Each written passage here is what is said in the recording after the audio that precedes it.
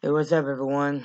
Hope everybody's staying safe and staying sane during these crazy times. Um, it's been a minute since I made a YouTube video, and I figured now, why not?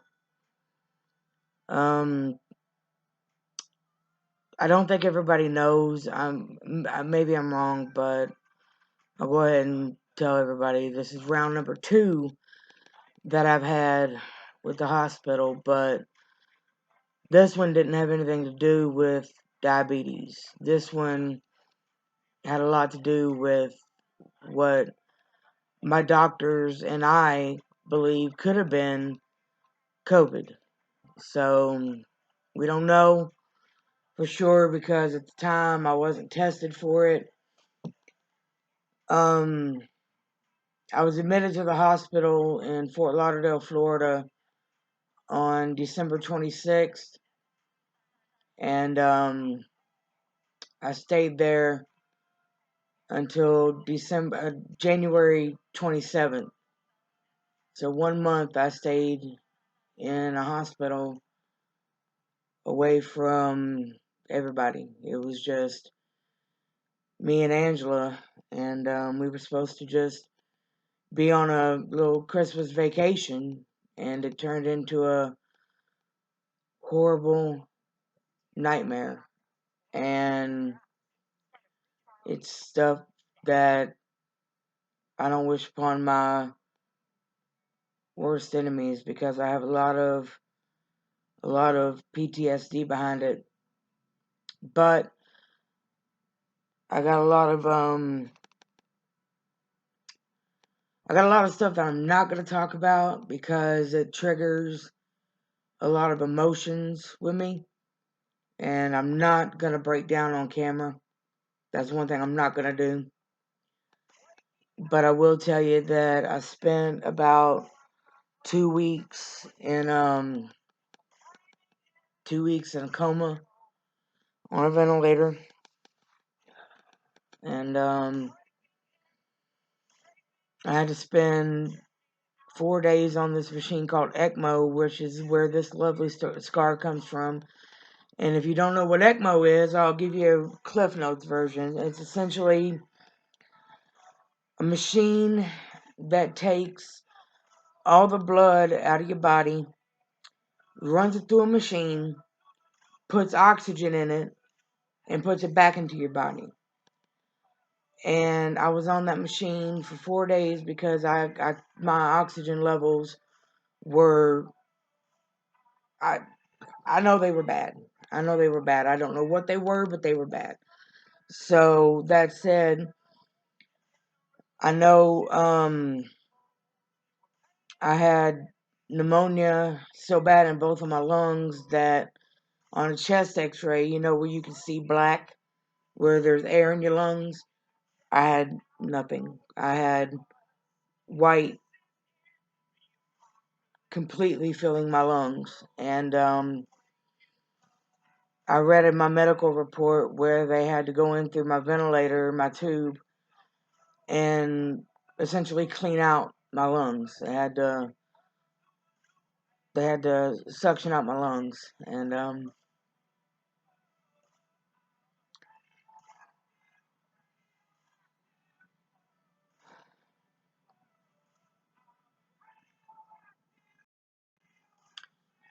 if you hear music in the background, I don't own any of the rights to it at all. I'm just listening to some music, and I'm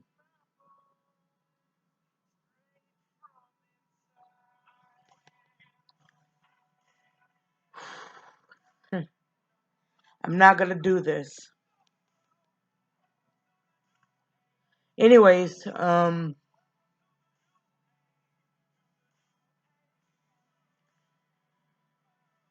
this was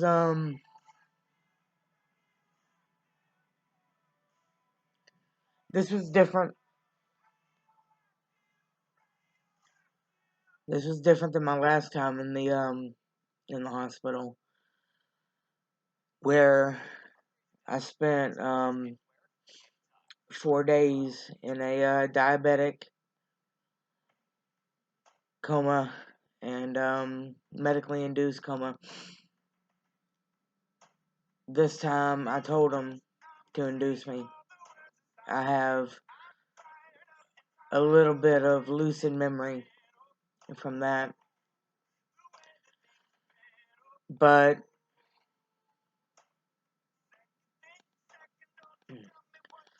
like I said, I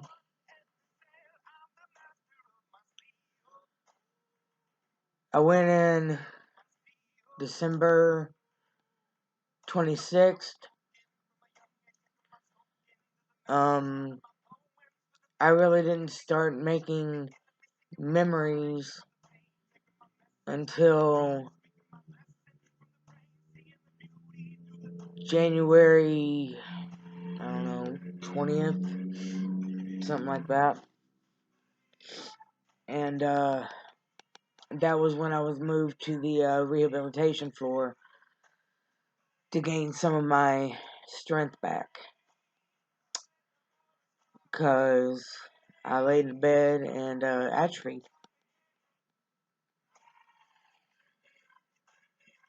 And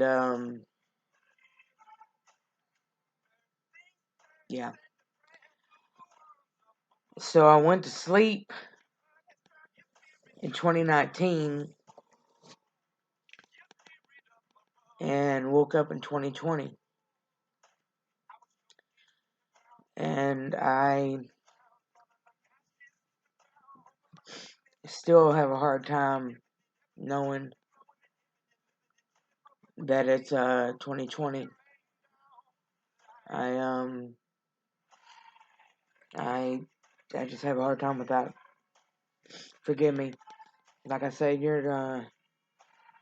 I'm not gonna break down on camera.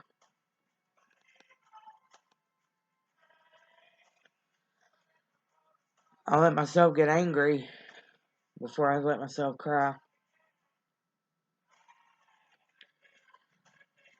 So, the chain of events when it's followed. I essentially went in for. Hold on. Let me see if I can remember it. I was tested for flu A, which I tested positive for. So I had the flu, which turned into pneumonia, which turned into septic shock, which turned into respiratory failure. All that combined led me to a complete and perfect storm. And what did my stupid ass do when I got out of the hospital? Picked him right back up. And really, it's the only thing keeping me calm right now. So, just like with the last one, forgive me while I smoke. If it did teach me one thing, it taught me how to cut back. I have gone from a pack and a half a day to a half a pack a day. One of my songs on right now. Anyways, I'll tell you a funny story. While I was in the hospital, this was while I was on the rehab floor, and this is something that y'all will look at me and go, "Yep." So I'm laying in this bed, and I'm one of the, if not the youngest people on the floor. Okay, I'm on the floor with a lot of people that have had like knee replacements and hip surgeries, and a lot of elderly, older people, right? So it's I'm in a room by myself, and of course it's hospital TV. There's not a lot to watch, so I'm watching Investigative Discovery, and I don't remember exactly what show I was watching, but this one dude kept flicking cigarettes, the butts on the ground, and it was driving me insane because I knew that I had 4 cigarettes and a lighter in my little suitcase that Angela had brought me that had clothes in it, right? So I was like, you know what? Nuh-uh. I've snapped. I've got to have a cigarette. So what I did, now mind you, I'm not able to walk, okay? I'm there to get leg strength back. But it was like the perfect storm because the wheelchair that I had faced my door and it was facing out, okay? So I got myself up out of that bed. I grabbed my pack of cigarettes. I put them in my shorts pocket. I hobbled myself into that wheelchair and I threw the brakes off. I started wheeling myself out the door. And I don't remember what time it was in Florida, but it was nighttime. I know that. Anyways, um, I wheeled myself right past the nurse's station. Right past them. They paid no never mind to me. They never looked up from their computers. They never looked up from their paperwork. They never looked up for anything. I wheeled right past them. I got myself on the elevator with the help of a man who was leaving for the evening. He helped me get on the elevator. And I got myself down to the first floor where there was a orderly down there who asked me when I got off the elevator, was I supposed to be down there? Of course, I'm like, yeah, I'm good. He kind of looked at me side-eyed and he's like, okay. Well, I got myself out the door and right to an area by a trash can. Of course, there's no smoking signs all around. I did not give one flying, you know. I pulled that pack right out of my pocket. I got the damn thing in my hand. And here comes a nurse and that same orderly who apparently had tracked me down from the floor I was on. And they grabbed me and said that my nurse was looking for me. And if I had any brain in my head at that time, I would have told them, can you give me 5 minutes, please? Because I did so much work getting myself out there, using what little bit of legs to pull myself and my arms to wheel myself. And of course, they're wheeling me back up. I'm mad. I'm mad as a hornet. But they're telling me, if your nurse will let you have a cigarette, we'll wheel you back out there. I'm like, she ain't gonna let me have no cigarette. Of course, I get back up there. My nurse was pretty hot, but everybody else was just impressed. Well, long story short, I've used up all my leg strength. They try to get me back at the bed. I stand up, or they get me up out of the wheelchair, and I just collapse on the floor. Now, I land on my butt, okay? I didn't hurt anything. I didn't bump my head. I didn't hurt anything. I landed on my butt. But all of my leg strength was gone, okay? So they had to come get this big dude to come pick me. And I'm not a light person. I'm at the time, I was 204 pounds. I've probably gained a little bit since this lockdown and whatnot. But anyways, he picked me up like nothing and just, got me back in the bed, got me settled, and looked me dead in the eyes and he's like, don't move. I ain't going nowhere. The next morning, news of my little adventure had spread all throughout the floor and all throughout the nurse's station. And they were getting a good laugh out of me. And they were asking me, did I enjoy myself? I'm like, no, because I didn't get my end result. I didn't. Of course, they had to call Angela and told her that I fell, and she was just like. But then when they told her what I was trying to do, she was like, I don't know if I could be mad or if I should be. I don't know. But that's kind of one thing that was funny to me was my determination, and it's kind of like once I do have my mind made up to do something, I will do it. So there's that. Anyways, this one was closer to death than I like to admit. This one was closer to my own mortality than the last one. This one was not fun. But this one wasn't on me. My body went into attack mode because the cat's doing something crazy. I don't know what. But anyway, she's on guard for something.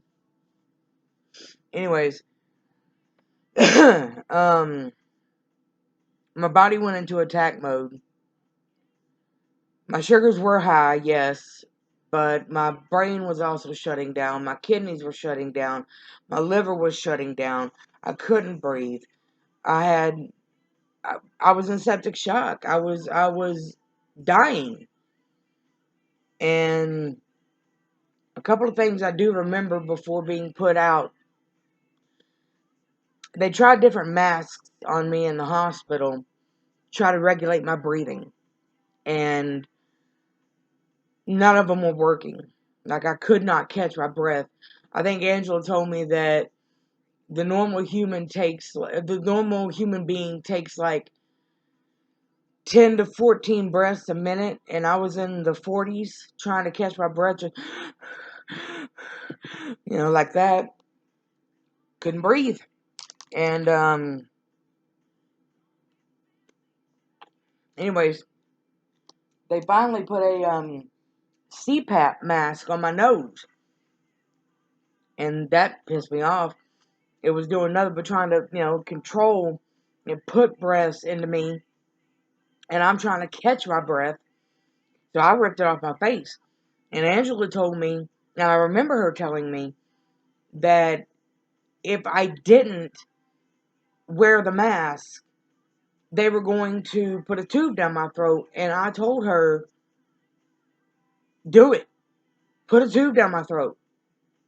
So apparently I had enough sense about me to sign a piece of paper for them to put me in a medically induced coma, which I was, because I saw the drugs I was on. I was on propofol, I was on fentanyl, I was on a paralytic agent, I was paralyzed, and now this is where I'm going to try to get not choked up again. So I'm out. I don't remember anything, but I'm told I did stuff. What stuff I'm not going to say, because there's a lot that people know and there's a lot that people don't know, because, well, let's just say there's a lot of my private life that people don't know yet. We'll leave it like that for now. But anyways, I didn't really start making memories until I got to the rehab floor, which was in January 16th of 2020, and I didn't know I celebrated New Year's in the hospital. So, another one of my songs is on right now, Beautiful Trauma. Fully fitting. Anyways, I,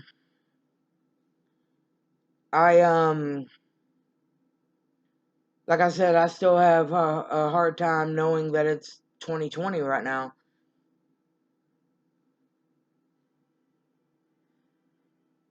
And, my brain still wants me to think that it's 2019, even though I can see on the calendar on my phone and everything around me is saying that it's 2020, but the wires are not touching. So, more medical tests are coming. More, I don't even know where my life's about to go right now. I really don't. But this is not going to be a 40-minute video. It's already coming up 20. I'm gonna wrap it up here soon, but I just want to let you guys know that you're hearing me, you're seeing me. I'm in here somewhere. I am me. The pill I keep taking, the nightmare I wake in, it is so true right now. But I'm alive. I got 7 left, y'all. I'm gonna try to spend them wisely. But again, I love y'all. Thank you for your well wishes. For those of you that do pray for me, even though you know I don't, I have said to everybody, God and I have come to an understanding. And that's where I'm going to leave that. Because we've just come to an understanding. So, anyways, thank y'all for the for the well wishes, the prayers, your thoughts. I'm gonna do the best I can. Do what my doctors tell me. I'm walking with a cane and a walker. I'm gonna get stronger. I'm gonna get better, hopefully. And just keep doing what I do. Again, I'm gonna say this again. I don't own any rights to the song, but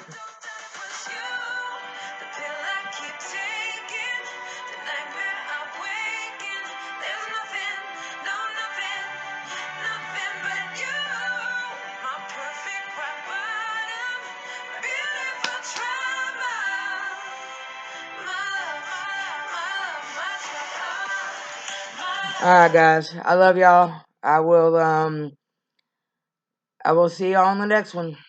Take care, have fun, go live life, but stay safe. Wash your hands, wear your mask, all that fun stuff. Bye guys.